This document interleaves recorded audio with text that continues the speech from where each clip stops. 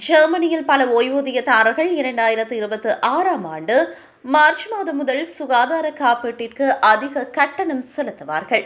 ஜனவரியில் பல பொது சுகாதார காப்பீட்டு நிறுவனங்கள் தங்கள் கூடுதல் பங்களிப்பு விகிதங்களை உயர்த்தியுள்ளன. இதனால் முதலில் ஊழியர்கள் மட்டுமே பாதிக்கப்படுகின்றனர். எனினும் இப்போது ஓய்வூதியதாரர்களும் அதிக பங்களிப்புகளை செலுத்த வேண்டும். இதன் மூலம் ஓய்வூதியதாரர்கள் பெறும் மாதாந்த பணம் சற்று குறைவடையும். சில காப்பீட்டு நிதிகள் தங்களது விகிதங்களை சடுதியாக அதிகரித்துள்ளன. இதனால் மாதத்திற்கு சுமார் 1835 யூரோக்களை பெறும் ஓய்வூதியதாரர் ஆண்டுக்கு 121 யூரோக்கள் வரை அதிக கட்டணத்தை செலுத்த நேரிடலாம். அதிக வருமானம் உள்ள ஓய்வூதியதாரர்கள் அதிகமாக செலுத்துவார்கள். எனினும் சுகாதார காப்பீட்டு வழங்குநர்களை மாற்றுவது பணத்தை சேமிக்க உதவும் என நிபுணர்கள் கூறுகின்றனர்.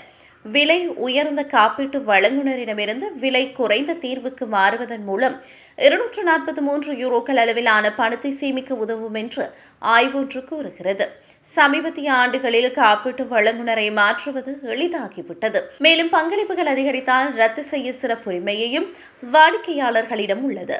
இருப்பினும் ஓய்வூதியதாரர்கள் வழங்குநர்களை மாற்றுவது முன்பு சலுகைகளை கவனமாக ஒப்பிட வேண்டும்.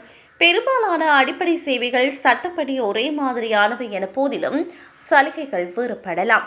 குறைந்த அளவிலான கூடுதல் சேவைகளுக்காக மட்டும் அதிக கட்டணத்தை செலுத்த வேண்டாம் என நிபுணர்கள் கூறுகின்றனர்.